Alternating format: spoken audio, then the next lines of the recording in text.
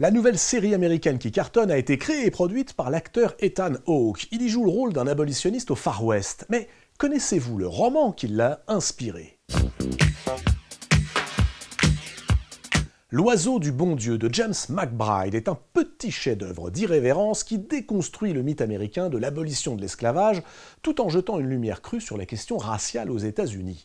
James McBride raconte l'histoire à travers les yeux d'un gamin qui est l'antithèse de tous ces enfants débrouillards et un peu trop gentils que l'on croise dans les romans d'initiation. Commençons par présenter notre héros.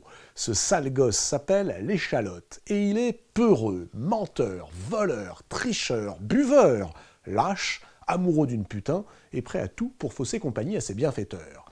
Bref, une sympathique petite crapule qui raconte son incroyable odyssée à la première personne du singulier. Odyssée qui commence par cette phrase « Je suis né homme de couleur, surtout oubliez pas ça, mais pendant 17 ans, j'ai vécu en me faisant passer pour une femme ».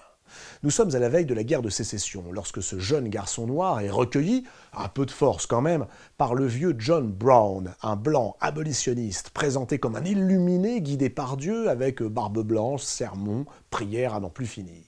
Au terme d'un quiproquo, le jeune homme est pris pour une fille par John Brown, qui l'affuble de ce surnom idiot, l'échalote, et fait de lui la mascotte de sa bande de renégats, convaincus que les Noirs doivent être libérés de l'esclavage.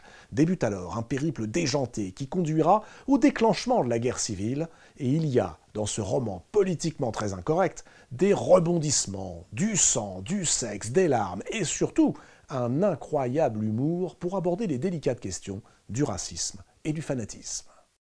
L'oiseau du bon Dieu de James McBride, c'est à lire en poche chez Gallmeister.